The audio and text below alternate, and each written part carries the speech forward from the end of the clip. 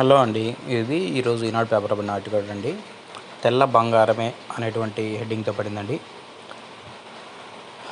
తెల్ల బంగారం 2 ఏళ్ళుగా రైతులకు నష్టాలు భరించింది. అనుకూల వాతావరణం,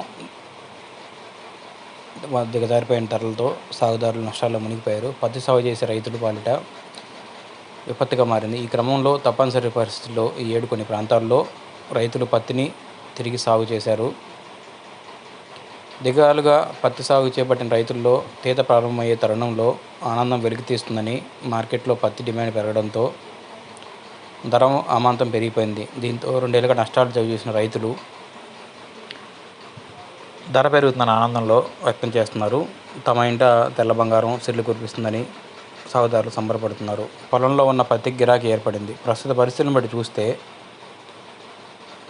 ఈ ఏడాది తెల్ల బంగారం ధరలు పెరిగే అవకాశాలు కనిపిస్తున్నాయి. ప్రస్తుతం బహిరంగ మార్కెట్లో పాత పత్తి క్వింటాలు 7,020 వరకు కొనుగోలు చేస్తున్నారు.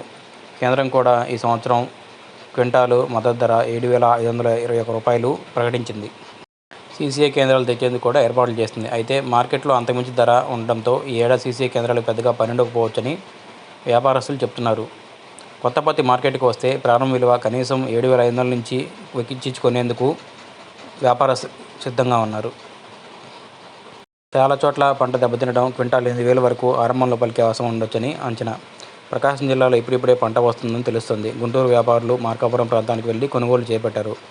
అక్కడ ముదురు పత్తి అమ్మకాలు జరుగుతున్నాయి.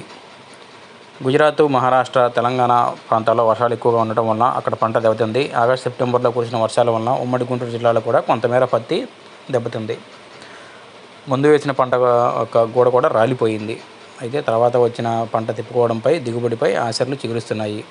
ఈ ఏడాది పల్నాడులో ఆశించిన స్థాయిలో పత్తి సాగు చేశారు. సుమారు 2,67,890 ఎకరాల్లో పంట సాగు చేసినట్టు సమాచారం. గతేడాదితో పోలిస్తే ఇది ఎక్కువ విస్తీర్ణం. ఏడాది కూడా ఇక్కడ ఎక్కువ విస్తీర్ణంలో పత్తి సాగు చేశారు. అయితే ఆశించిన మేర దిగుబడి రాలేదు. అయితే ఏడాది నీటి లభ్యతపై అనుమానంతో రైతులు చివరి వరకు పత్తి వైపే మొగ్గు చూపారు. గుంటూరు జిల్లాలో సాధారణ విస్తీర్ణం కన్నా తక్కువగానే పత్తి సాగు చేశారు. సుమారు 26,000 హెక్టార్లలో పత్తి దిగుబడి అవుతుందని వ్యవసాయ శాఖ అంచనా వేయగా 18,000 హెక్టార్లకి అది పరిమితమైంది. పల్నాడు జిల్లాలో చాలా చోట్ల పత్తి కాపుతో గోడలతో కలకలలాడుతుంది. వర్షాలు తాకిడి లేకపోతే సెప్టెంబర్ చివరి వారంలో పత్తి తీయడం ఆరంభమయ్యేది. గోడ పూర్తిగా రాలిపోవడం వల్ల అక్టోబర్ 2వ వారంలో పంట చేతికి వచ్చే అవకాశం ఉంది. గుంటూరు జిల్లాలో కూడా అక్టోబర్ చివరి వరకు పత్తి తీతలు ఆరంభం కానున్నాయి.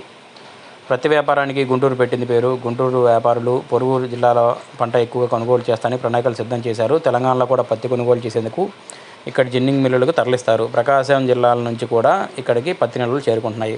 మొత్తంగా ఈ సంవత్సరం పత్తి ధర కొంతమేర ఆశించే వరకు బాగుంటుందని చెప్తున్నారండి. లాస్ట్ ఇయర్ అయితే 7,000 మ్యాక్సిమం అట్లా నడిచింది. ఈ సంవత్సరం స్టార్టింగ్ 7,500, 8,000 నుంచి ఉంటుందని చెప్పి అంటున్నారు. అందరికీ మంచి ధర రావాలని ఆశిద్దాం. Thank you.